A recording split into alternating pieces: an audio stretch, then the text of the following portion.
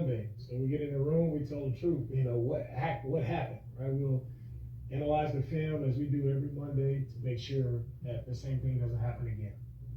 Okay, All right. Thank you, guys. Who else is coming in? This is Josh Lou, and welcome to Big Three and Beyond.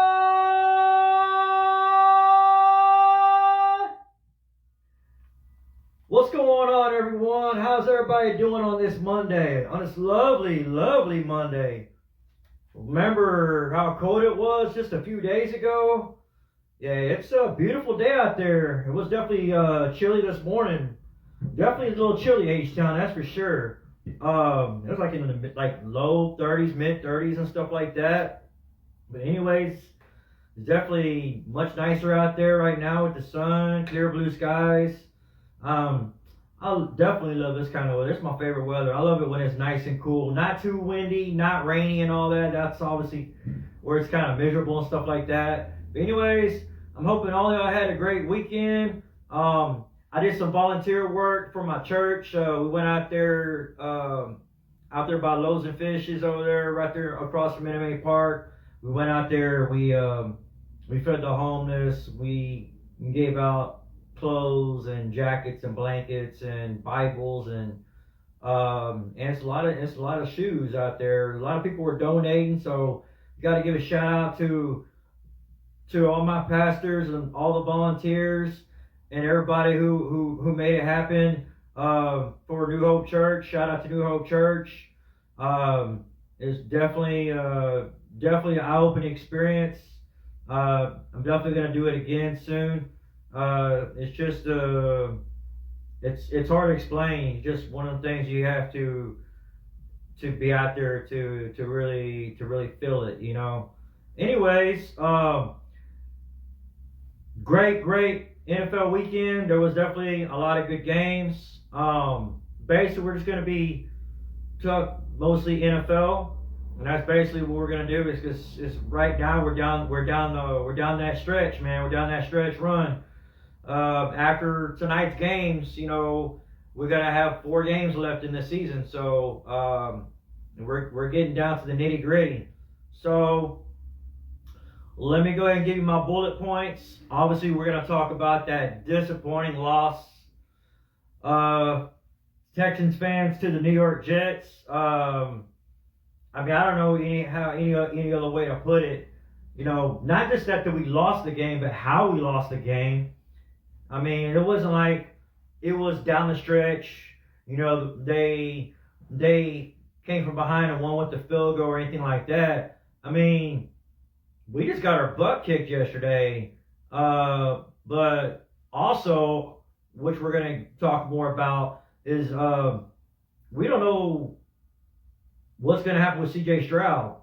He got that hit late in the game by Quentin Williams, and he's under concussion protocol right now. So that's the most important player. That's the most important piece right now. Right now is not having C.J. Stroud on the field. So we're going to talk obviously the Texans and Jets game yesterday. And then we're going to do like a recap of all the games yesterday. NFL Week 14, give you my review. And then, give you my little quick, my comments or my takes on certain games. And then the last thing, we're going to do a birthday shout out. Do my birthday shout out, and I'm also gonna do a shout out to one of my cousins. So, anyways, let's get to it. If you're at work, just enjoy the program. Let me know. Always welcome feedback. Any comments or questions, or I'll always welcome that. Or if you're off already, if you're not working today, man, maybe just grab you a cold beer or something. Get you a cold, just chill and enjoy the beautiful day and enjoy the Big Three and Beyond. Again, I appreciate all of y'all tuning in, checking out my show. Like, again, I do it twice a week. I do it I'll do it on Monday and I do it on Fridays. Normally I try to do it at 1 o'clock, but I had some stuff to take care of this morning, so We did it a little bit late, so my apologies.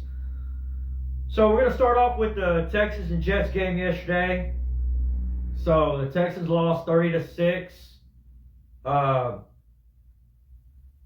mean, our offense could not get anything going at all. We could not get anything going. Especially once Nico Collins got hurt and came out in that first quarter. I mean, the Jets defense, they were just coming with constant pressure up front from Quinn Williams and Bryce Huff. And then, obviously, their secondary is solid with Sauce Gardner and DJ Reed. I mean, I was telling my homeboys, shout out to my boy Frank the Tank and JR the Star. I know we're out there. Oh, and my boy Matt, man. We're over there, and they were saying, man, we should beat the Jets and everything. I said, yeah, we should beat the Jets, but I kept saying, the Jets have a good defense, man. They got a really, really good defense, you know. So we had to have a pretty solid game. We had to score some points. I didn't think we were going to have to score like upwards of mid-20s to 30 points, whatever. But obviously, which we're going to get to, our defense could not put enough pressure on Zach Wilson. They put some on there, you know, but not enough, obviously. They just let Zach Wilson get too comfortable in the pocket, and then he started making plays. Maybe in the second quarter. In the first quarter, it was kind of more of a stalemate. There was nobody moving the ball. It was just a bunch of punts. It was like an ugly game. Obviously, including that weather. The weather was ugly. We had all that rain and everything, and windy and all that. It's really hard to see it on TV. You can't really tell how bad it was because the camera doesn't really show unless you're like there at the game. It doesn't really show how bad it is.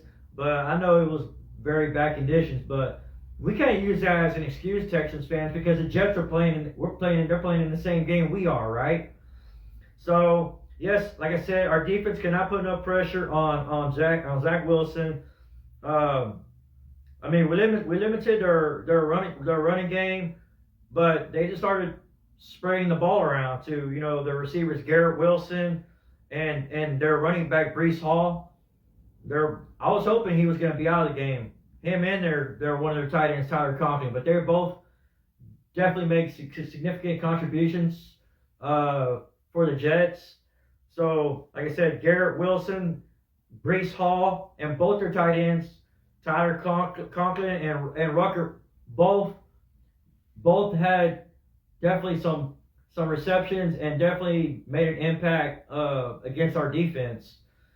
Again, our running game, going back to our offense, that Jets defense, they basically, once Nico Collins came out, they just basically latched onto our wide receivers that we had left in the game.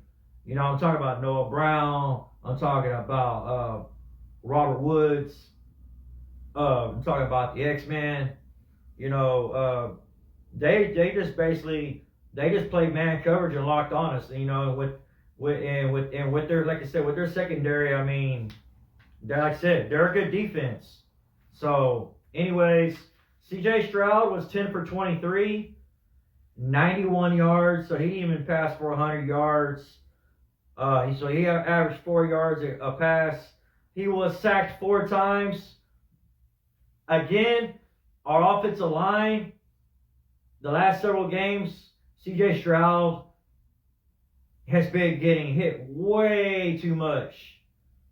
And that's a major problem because right now, I mean, that last big hit he took when Quinn and Williams came up the middle after C.J. Stroud threw the pass, he got hit really hard. And obviously, I don't think it was the initial hit, obviously. It's whenever he hit the ground. Whenever he hit the ground, his helmet bounced off the turf, man. So, and he does not look right at all. And he was already getting hits before. So, we definitely got to make that offensive line much better and solidify the offensive line. I know Titus Howard is out, but we definitely got to make some moves, whether it's the free agency. I say we definitely got to get another solid offensive lineman in the upcoming draft next year. I'm not trying to talk about the draft because I know we're still in the playoff hunt right now. Davis Mills obviously came in. He had 1 reception, so he was 1 out of 5 for 4 yards. He even got sacked once he came in. So our running game, David Singletary had 13 carries for 65 yards. He averaged 5 yards a carry. Obviously, he ran that one in for the touchdown after we recovered the fumble on the short field. Damian Pierce had 4 carries for 9 yards, 2.3 average. My question is, why didn't we run the ball more earlier in the game? Why didn't we try to really run the ball? Why didn't we give the ball more to Singletary? Now, I'm not talking late in the game when we were already down 14-0 and all that. I'm talking when it was still in the first half and there was no score and all that. Why didn't we run the ball more? That don't make no sense. They're still not running the ball enough, especially once Nico Collins came out. But it is what it is. Brevin Jordan had three receptions for 35 yards. He had a long one for 23. Andrew Beck, the fullback, they even got him a ball with the reception for 26 yards. Xavier Hutchinson had 2 receptions for 15 yards. I call him the X-Man. Nico Collins had the 1 reception for 13 yards before obviously he got hurt and came out in the first quarter. And then John Mechie, he had 1 reception for 6 yards. On the flip side, Zach Wilson was 27 for 36 for 301 yards. So he averaged over 8 yards per pass with 2 touchdowns. So Zach Wilson had a career day. He had a career day against the Texans. The Jets have not even scored like double digits in like several games, but they score 30 points in this game. Breece Hall, rushing wise, he only had 10 carries for 40 yards. Still had 4 yards average. That's not too bad. But this is where we got hurt was the receiving. Garrett Wilson had 9 receptions for 108 yards, 12 average. Breece Hall had 8 receptions for 86 yards, almost 11 yards per average.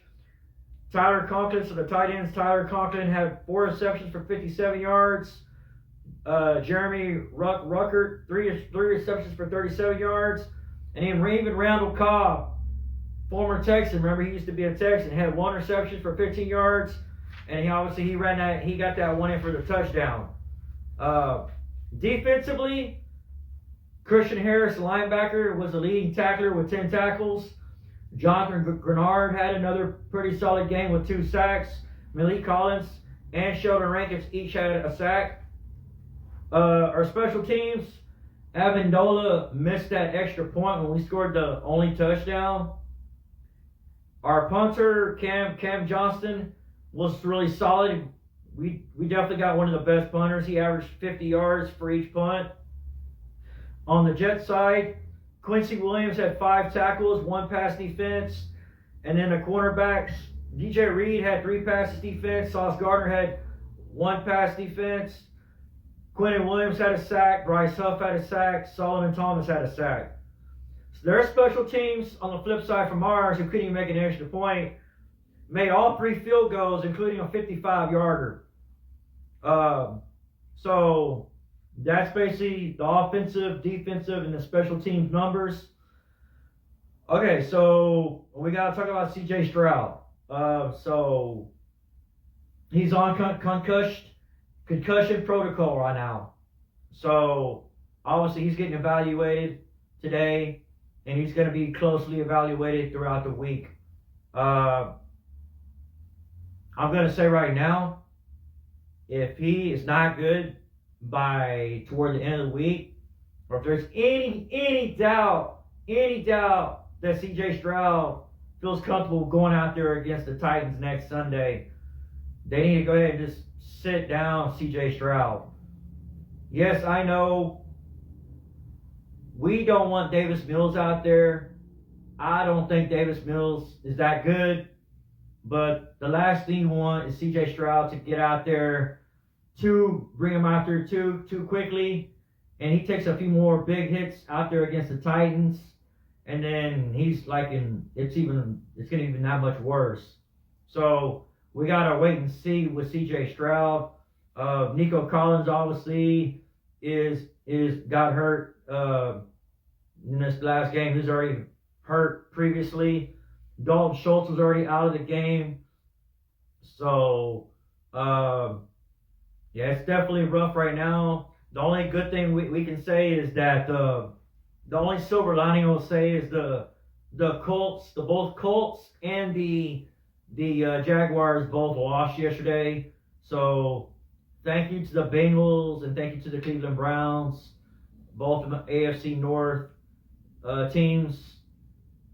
Thank y'all for taking care of business, because if they would have won and we would have lost, we would have been in really dire straits in the playoff hunt.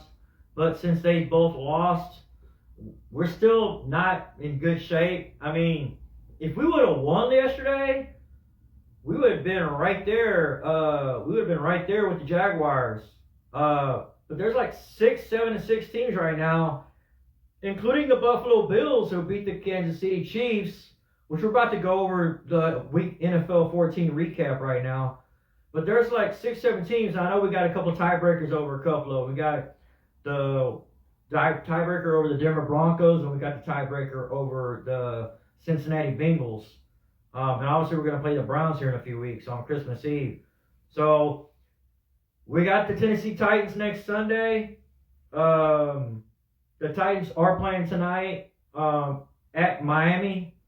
So the Titans are going to be wearing their throwback older jerseys. So they're going to wear it twice this year. They already wore it earlier this year. So I don't like this. I know most of the country don't care. They don't care about if the Titans wear the Oilers uniforms. But let me be honest, as a Houstonian, me growing up as an Oilers fan, I mean, that's a major, major slap in the face to Houston fans. I'm talking Houston Oilers fans. Because the Oilers have nothing to do with Nashville or the Titans. Only that the old Oilers ended up switching their name and moving their city to Nashville and switching from the Oilers to the Titans years ago. But them wearing the Oilers jerseys, I don't like that. I'm hoping that we just go over there and Davis Mills is going to have a solid game. Maybe we'll finally get a running game going. I know we're going to be limited on our receivers and everything, but man, that's a big slap in the face, man. I mean, I'm not going to say I'm pissed off because we already knew this was happening. They already been talking about it and all that. But yeah, I don't like that at all. Do not like them wearing the old throwback Oilers jerseys at all. The Titans are the early spread is the Titans are favored by a point against the Texans at home next Sunday. So we're gonna go over the Week 14 recap. So I did pretty good on my picks. I am 10-3 from Thursday night football, but I missed on that game because I thought the Steelers were gonna win that game, but it is what it is. Obviously missed on the Texans, and then I missed on the Lions and Bears. So we'll start with the Thursday night football. Obviously, I already kind of covered this on Friday, but yes, we already know the Steelers lost to the Patriots at home the second time in a row. They lose to a 2-win team because they lost to the Cardinals the week before. So in my opinion, I think the Steelers are done. They need a quarterback. Pickett is not the answer. And come on, man. Trubisky, come on. Bears fans know about Trubisky. So, yeah, Steelers are done. They're done. That's all I'm going to say about that. I ain't got too much to say about that. That was back on Thursday night. Tampa Bay, Atlanta Falcons. Buccaneers won 29-25. It was definitely a wild fourth quarter. Baker Mayfield pulled out a victory late with an 11-yard touchdown pass to Cade Otton with 31 seconds left. So now they pull into a first-place tie with the Saints and Falcons. So that's the worst division in the whole league. We're talking NFC South. You got Atlanta, Tampa Bay and New Orleans Saints. I think they're both at 6 and 7. Those are your division winners. Oh, and you got Carolina Panthers at 1 and 11 or 1 and 12, whatever it is. So Panthers at Saints. Saints beat the Panthers 28-6. The Derek Carr and offense were kind of started off kind of shaky early in the game, but they got it going later in the game, especially in the second half. Derek Carr threw a touchdown passes to one to Chris Olave and one to Jimmy Graham. And then they had that big block. They blocked that punt in the second quarter where they got the fumble and they returned it for a touchdown. So obviously that definitely helped. And obviously, who that gonna beat them Saints? You know I like the Saints. Who that nation? Where you at? Who that nation? Who that? Lions at the Bears. So I was obviously wrong on this game. I thought the Lions were going to win this one. Bears won 28-13. Justin Fields had a really, really solid game. He might have had his best game of the season. He passed for a touchdown and he ran for a touchdown. Jared Goff threw 2 picks and was sacked 4 times. So I thought several weeks ago, before Thanksgiving, I thought the Lions were true Super Bowl contenders. Thought they were up there with the 49ers and the Cowboys and all them. But now they lost 2 out of 3. And me personally, they're not a Super Bowl contender no more. Nope, they're a pretender. Now, our friends, the next 2 games here. Our friends, Jake Browning's our friend, Texans fans. Colts at the Bengals. Yeah, the Bengals won this one handily. It really was in the second half. 34-14.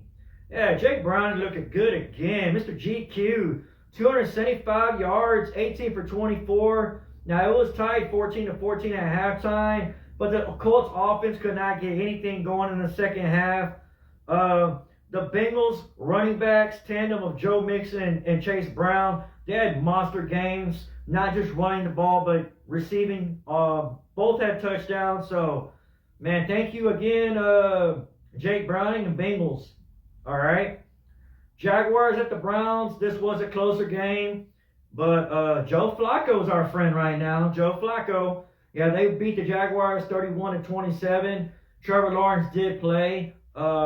He basically did what he could. So Joe Flacco three touchdown passes, while the Browns defense picked off Trevor Lawrence 3 times. The Browns tight end David Njoku had a nice game with 2 touchdowns, both in the first half. So thank you Bengals and thank you Browns. And then this was an entertaining game. The LA Rams at the Baltimore Ravens. 37-31 in overtime. I did tell everyone that this was going to be a closer game. Remember, this was, I think, was a close to a double-digit spread, obviously in favor of Baltimore Ravens at home. But I did say that this was going to be a closer game by like a touchdown. And I was right on point with as far as the spread. I just was off on the scoring, how much the scoring was going to be involved. But the Ravens prevail in overtime with a 76-yard punt return touchdown from Tylan Wallace. So the Ravens had to come from behind after trailing after 3 quarters. This is the first time all season they trailed after 3 quarters. That's how good the Ravens have been all season. But the Rams have been rolling last several weeks with that solid running game, and the receivers Cooper Kupp and Nakua both were solid. They both had really good games, but just not quite enough against the Ravens. So now, I think it's next Sunday night, you got the Baltimore Ravens at the Jacksonville Jaguars. That's going to be a big game. Big game. Obviously, we're going to be rooting for Baltimore Ravens.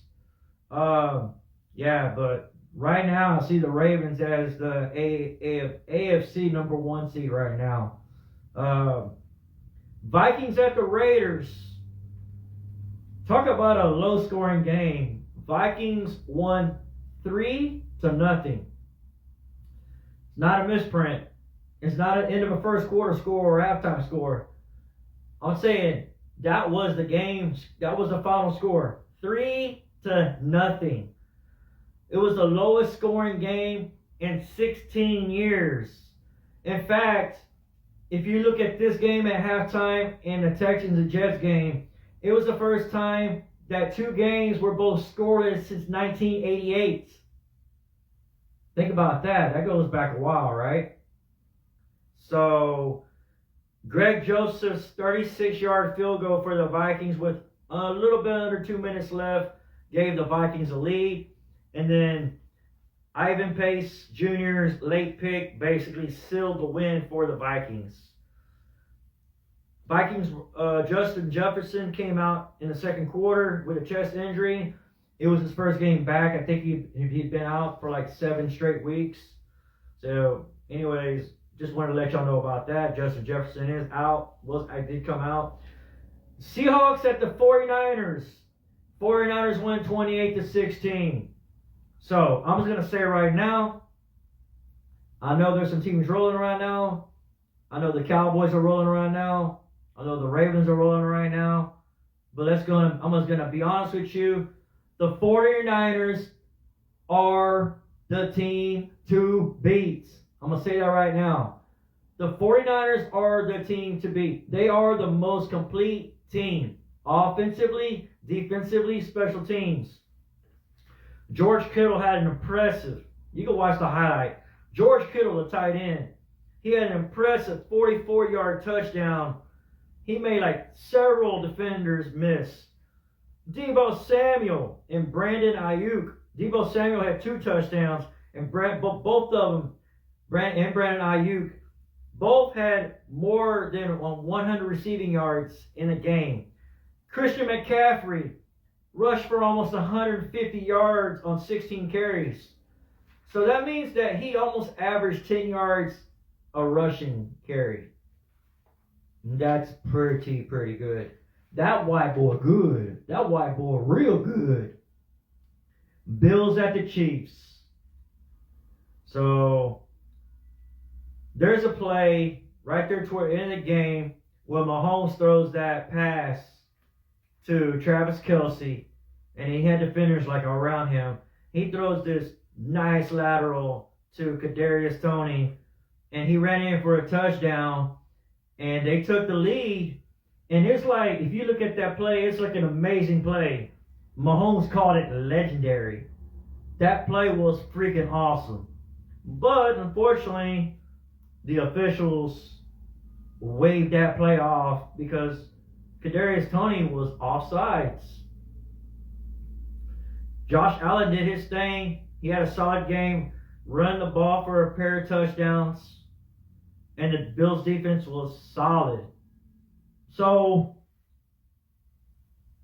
Mahomes was very upset with the officials. They're talking about, obviously, this morning on, with First Take and all the other sports shows and everything. So it is what it is. And I like the Chiefs. I like Mahomes. But, I mean, you gotta be aware. You gotta be aware of where you're standing, before the play. You gotta know you can't do that. I mean, you cost that touchdown. The official's gonna see it, and they're gonna see that you're offsides. Of course, they're gonna throw that yellow flag. It's unfortunate because obviously I like the Chiefs, but Bills win a big one right there, 20-17, to stay. They're right there, 7-6, just with the other bunch of 7-6 teams, including the Texans. Here's another one. Broncos at the Chargers. Broncos won 24-7. Russell Wilson had another solid performance, including a 46-yard touchdown pass to Cortland Sutton in the third quarter. Broncos defense came and brought that. They had 6 sacks, including a pair of turnovers. They had 4 sacks on Justin Herbert before he came out in the first half. He ended up breaking another finger. He broke his other finger earlier this season. So yes, the Broncos are rolling right now. If it wasn't for them losing at the Texans last week, that'd be like 7 games in a row. So yes, the Broncos are rolling, so they're definitely still in the playoff hunt. And then we got Sunday Night Football, Eagles at the Cowboys.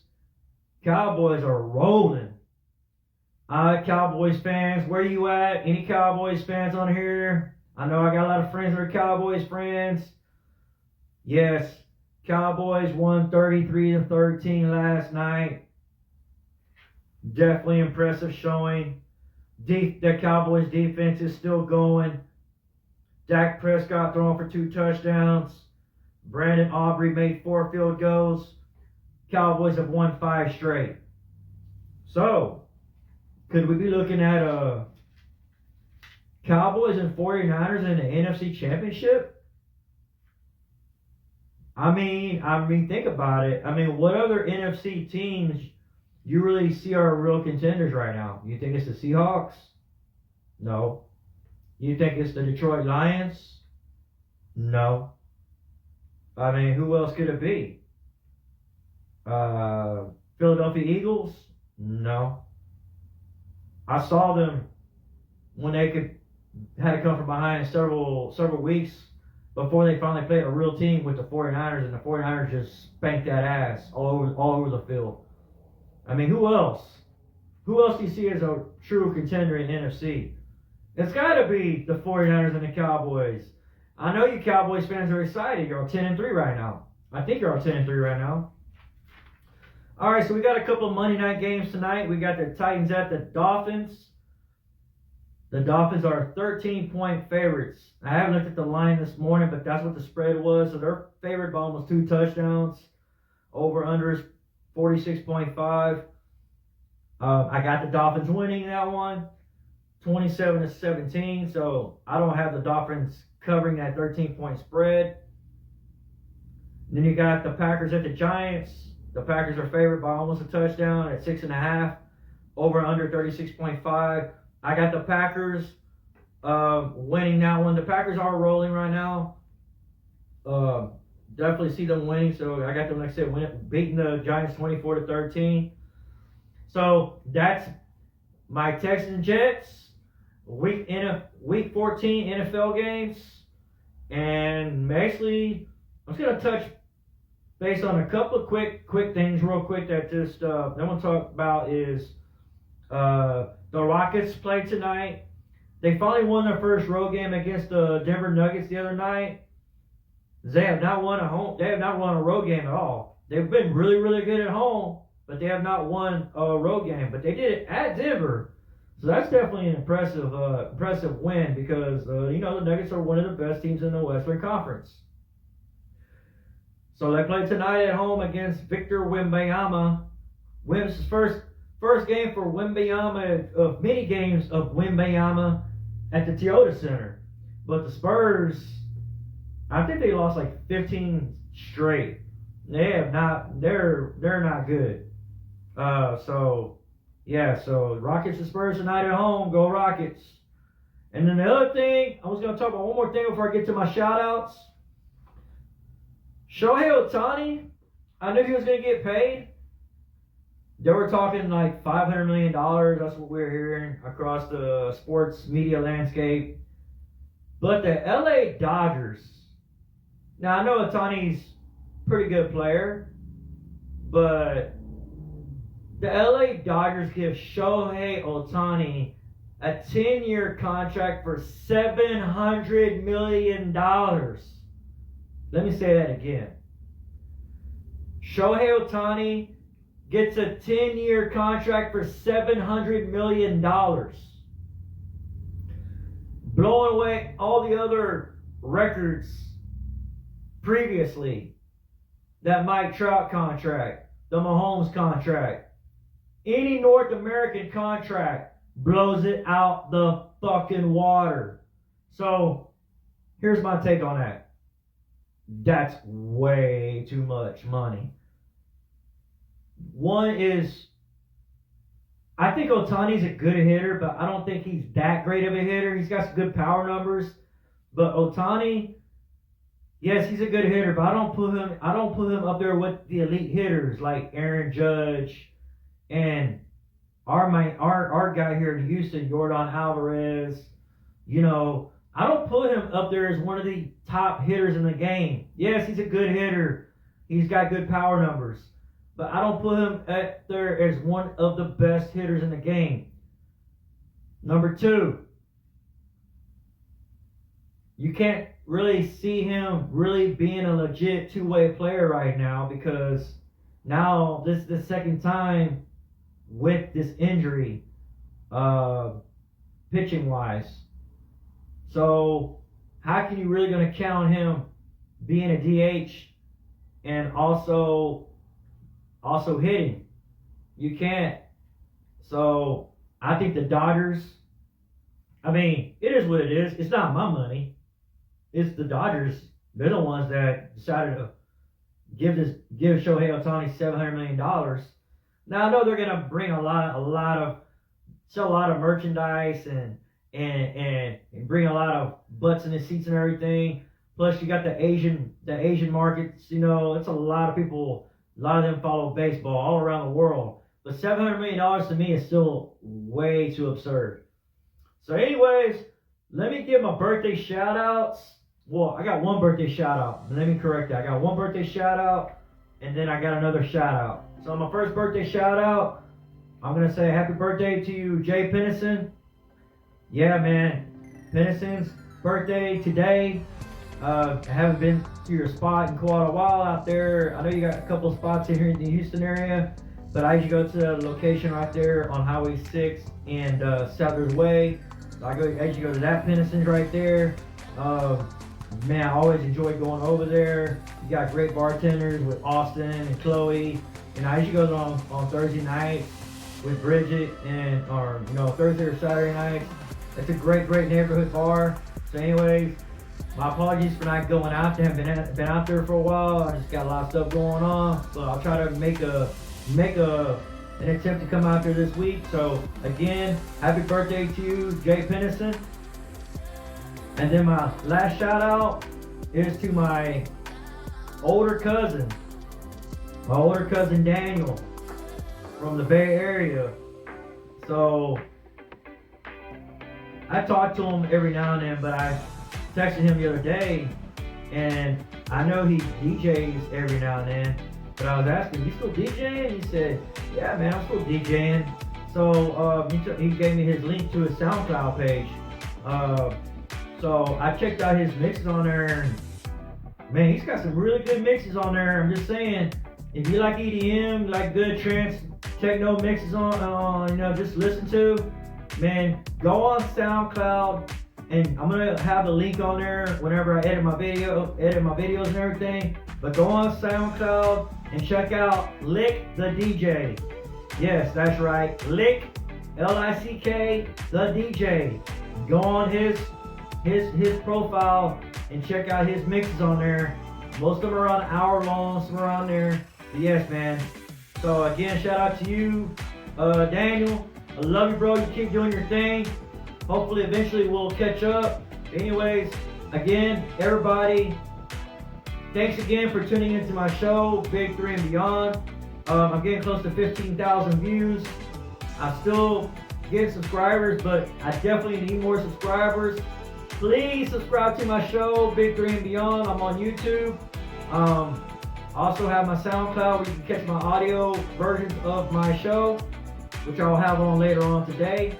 Again, love all y'all. I'm hoping H-Town we're gonna come back with a vengeance. We gotta pretty much win out now.